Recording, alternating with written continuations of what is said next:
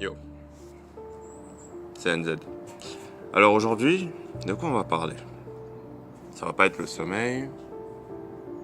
Parlons confort. Parlons confort. Parce que je pense qu'il y a quand même un malentendu sur le confort. Et je fais partie des personnes qui étaient dans ce malentendu. Et c'est jusqu'à récemment où j'ai réalisé que c'était pas une bonne idée de trop suivre le confort. On entend tous ces phrases, oui, il faut travailler dur, il faut faire ceci, il faut faire cela. L'idée, c'est pas de ne pas s'amuser du tout et de ne pas avoir de confort, vivre dans la rue et voilà, vivre dans le maximum d'inconfort possible. Non, ce que j'essaie d'expliquer, et ce que je vais essayer d'expliquer plutôt dans cette vidéo, c'est pourquoi tu dois essayer d'ajouter des doses d'inconfort choisies et que tu maîtrises dans ton quotidien pour pouvoir, on va dire, devenir la meilleure version de toi-même, en quelque sorte.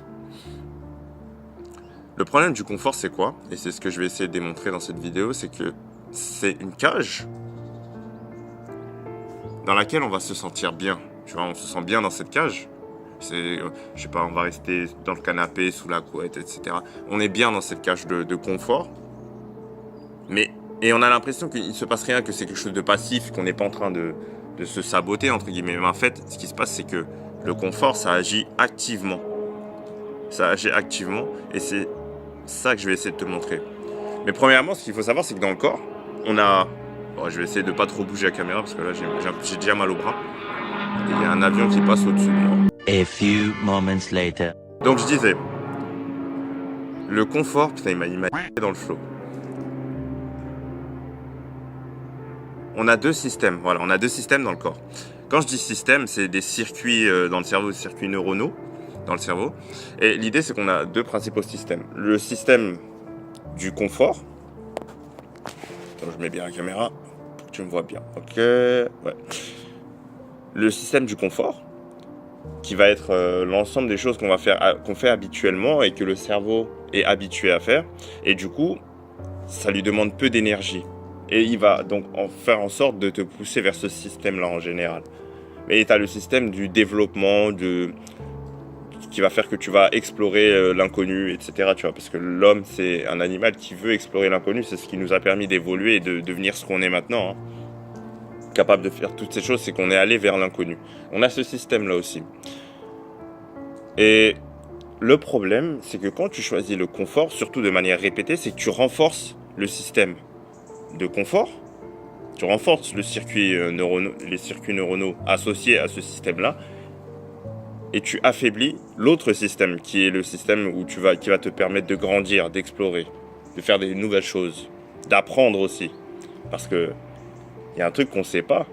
Et là, je parle en termes de neurobiologie. Hein, c'est pas un truc juste de mindset, voilà, un truc qui est physique, biologique.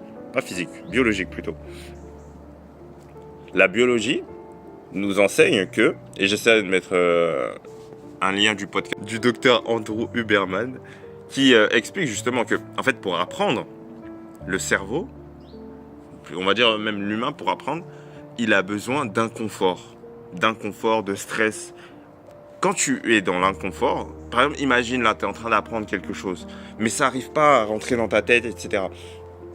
Cet inconfort, c'est ce qui va faire que ton cerveau, il va marquer ce que tu viens d'apprendre, on va dire les synapses, les neurones que tu as utilisés pour apprendre cette chose.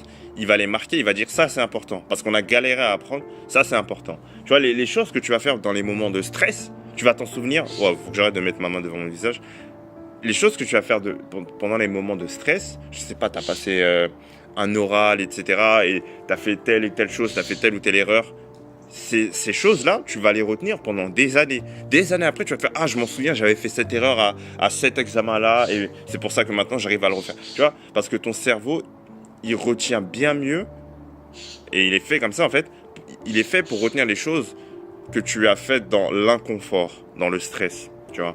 Il ne faut pas que le stress soit non plus trop aberrant, mais tu comprends l'idée, il faut qu'il y ait un minimum de stress, un minimum d'enjeu. C'est pour ça que souvent, tu vas avoir du mal à l'école, quand tu es dans tes livres, etc. Si le truc, il n'a pas de contexte, tu es en train de lire, je sais pas, un truc d'histoire, on te parle de Première Guerre mondiale, mais toi, ça n'a pas de contexte dans ta tête, il n'y a pas d'enjeu, mais en fait, ça t'ennuie et tu n'arrives pas à apprendre. C'est pour ça que je suis en train de digresser, mais il faut essayer de rajouter du contexte, du stress, de l'enjeu dans ce que tu apprends, si tu veux faire en sorte que ça reste, en fait, dans ta tête. Donc, j'ai digressé sur ça, c'est pas une vidéo sur l'apprentissage, mais en tout cas, pour apprendre, la neurobiologie nous enseigne que il nous faut l'inconfort. Okay. Donc ça, c'est la première raison pourquoi l'inconfort, c'est important. Et le problème, c'est que le confort, donc le système de confort, il empêche le système d'inconfort d'être activé, le système d'apprentissage, on va dire d'adaptation, de s'activer. Ce système d'adaptation, il s'active que avec l'inconfort. Okay. Donc, c'est ça le truc, c'est que c'est une cage. Je disais au début que le confort, c'est une cage. C'est une cage et on a l'impression que c'est bien, on est bien dans notre cage, c'est parfait. Mais en fait, ce qui se passe, c'est que tu es en train d'activement te saboter. Pourquoi ? Parce que je t'ai dit que le confort empêche ton cerveau de se mettre dans le mode où il peut s'adapter. C'est-à-dire que pour qu'un stress ne devienne plus un stress pour toi, il faut que ton cerveau, il s'adapte. Il soit dans le mode d'adaptation et qu'il se dise ça ne doit plus nous stresser et du coup on va s'adapter, on va changer pour que ça nous stresse plus. Quand tu es dans le confort, ce mode d'adaptation n'existe pas, le cerveau ne peut pas l'utiliser. C'est soit l'un soit l'autre, soit le confort, soit l'adaptation. Ça peut pas être les deux en même temps. Donc plus tu choisis le confort, je t'expliquais tout à l'heure, plus tu renforces ce système-là et donc plus ton cerveau va avoir tendance à te pousser vers ce système-là. Et c'est ça le problème. Et c'est pour ça que c'est une cage. Parce que oui, tu es bien à l'intérieur, mais tu pourras plus en sortir. Et plus tu restes à l'intérieur, moins tu arrives à en sortir. Sans compter le fait qu'en plus, elle rétrécit. Mais bon, ça pourrait être l'objet d'une autre vidéo. Voilà pourquoi c'est important d'essayer et de se forcer à être dans l'inconfort. Tous les jours. C'était NZ.